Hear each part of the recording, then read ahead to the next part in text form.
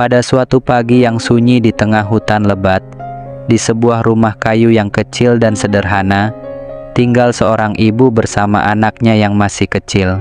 Rumah itu terpencil, jauh dari desa, seolah-olah terasing dari kehidupan manusia lain. Bagi sang ibu, rumah di tepi hutan ini adalah tempat yang aman. Setiap hari, ia dan anaknya menghabiskan waktu dengan tenang, ditemani suara angin yang berdesir di antara pepohonan dan kicauan burung yang bernyanyi di pagi hari. Suatu hari, ketika kabut masih menggantung di atas tanah dan sinar matahari baru mulai menyusup di antara dedaunan, anak itu bermain sendirian di halaman depan rumah. Ia berlari-lari kecil, sesekali menendang dedaunan yang berguguran, sesekali tertawa ketika melihat kupu-kupu terbang di sekitarnya. Sang ibu mengawasinya dari dalam rumah, tersenyum melihat keceriaan anaknya yang tanpa beban. Namun suasana damai itu tiba-tiba berubah ketika seekor rusa besar muncul dari balik pepohonan. Tubuh rusa itu lebih besar dari rusa biasa, dengan bulu kecoklatan yang kotor dan tanduk panjang yang bercabang-cabang, tampak menyeramkan di bawah bayangan pepohonan. Matanya gelap penuh dengan sorot yang sulit dijelaskan, antara kesedihan, kebencian, dan rasa dendam yang membekas. Anak itu yang awalnya terpesona dengan kehadiran rusa tersebut, mendekatinya dengan penuh rasa ingin tahu. Namun, tanpa diduga, rusa itu bergerak dengan cepat, merundukkan kepalanya dan menyelipkan tanduknya ke bagian bawah baju anak itu, mengangkatnya dengan kasar.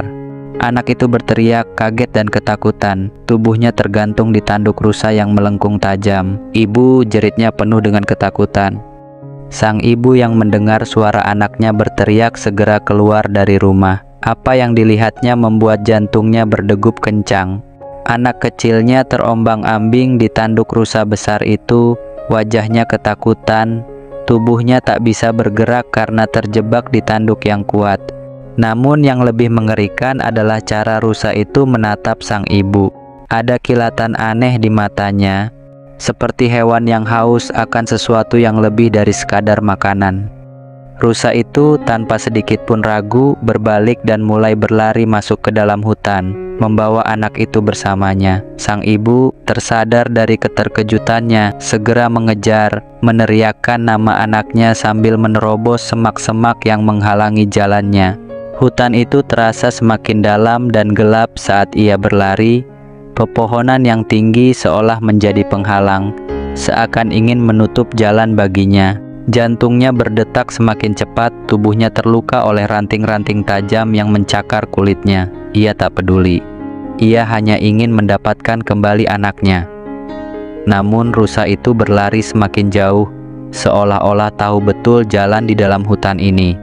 Langkah-langkahnya besar dan cepat, tidak pernah sekalipun berhenti atau menoleh ke belakang. Saat sang ibu semakin dalam mengejar, suara hutan berubah menjadi mencekam. Angin berhembus keras, menghasilkan suara yang aneh seperti bisikan-bisikan yang menyeramkan. Seperti ada sesuatu yang mengawasi dari balik pohon-pohon, sesuatu yang tidak ingin dirinya berada di sana. Beberapa kali ia merasa melihat bayangan, sosok-sosok tak jelas di antara pepohonan. Tetapi ia mengabaikan semuanya. Fokusnya hanya pada rusa yang membawa anaknya entah kemana. Setelah berlari cukup jauh, akhirnya rusa itu berhenti di sebuah tempat terbuka yang dipenuhi bebatuan besar. Udara di sana dingin, lebih dingin daripada bagian hutan lainnya. Sang ibu berlari mendekat, tapi kali ini rusa itu berdiri tegak, menatapnya dengan tatapan tajam, seolah memberi peringatan agar tidak mendekat. Ada sesuatu yang mengintimidasi dari rusa ini, sesuatu yang membuat sang ibu merasakan ketakutan yang mendalam. "Ibu, tolong aku!" teriakan anaknya terdengar lirih namun penuh dengan ketakutan. Sang ibu dengan segala keberaniannya mencoba mendekati rusa itu, berharap bisa meraih anaknya. Tapi rusa itu malah mundur, menjauhkan sang anak dari ibunya. Setiap kali sang ibu mencoba mendekat, rusa itu mundur lebih jauh, seolah sengaja membuatnya tidak bisa menyentuh anaknya. Ketakutan semakin merajalela di benak sang ibu. Ia mulai berpikir, apakah rusa ini adalah makhluk jahat yang ingin mencelakai mereka? Mengapa rusa ini membawa anaknya begitu jauh dan mengapa ia tidak melepaskannya? Pikiran-pikiran buruk mulai berkecamuk di benaknya. Mungkinkah rusa ini adalah jelmaan roh jahat atau hewan yang dirasuki makhluk halus yang ingin menghukumnya? Namun, dengan keberanian yang tersisa, sang ibu tak menyerah. Ia berusaha berbicara pada rusa itu, mencoba meredakan situasi. "Tolong lepaskan anakku. Apa yang kau inginkan?" Ia berbicara dengan suara bergetar, namun penuh harap. Rusa itu tetap diam, tetapi perlahan-lahan ada perubahan pada tatapan matanya. Kilatan kebencian di matanya mulai pudar, digantikan dengan sesuatu yang lain, sesuatu yang sulit dijelaskan. Perlahan-lahan, rusa itu menurunkan tanduknya, membiarkan anak kecil itu merosot dan jatuh ke tanah.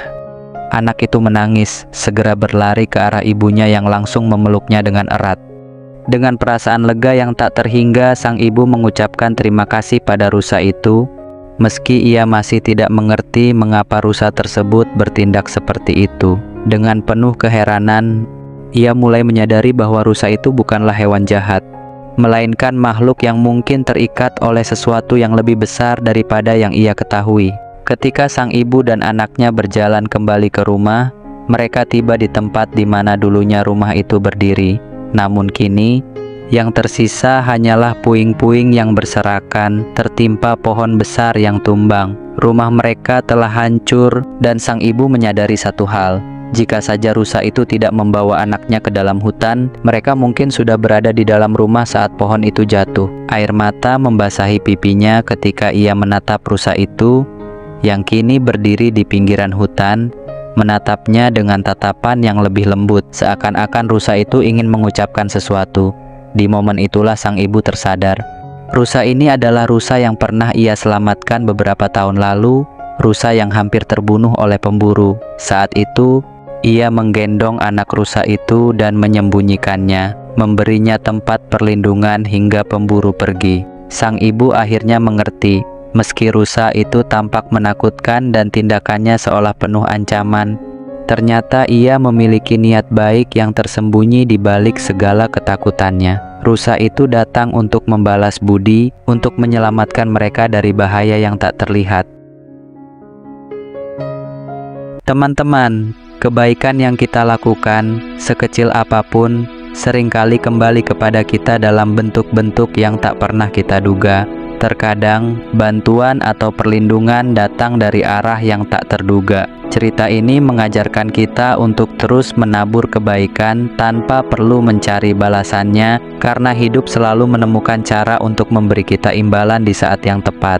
Jadi, mulai hari ini, mari kita lakukan kebaikan-kebaikan kecil dengan tulus. Tak perlu menunggu imbalan atau pujian, cukup berikan bantuan, senyum, atau dukungan bagi orang-orang di sekitar kita. Karena siapa tahu, di saat kita membutuhkan, bantuan yang tak terduga juga akan datang dari arah yang tak pernah kita bayangkan.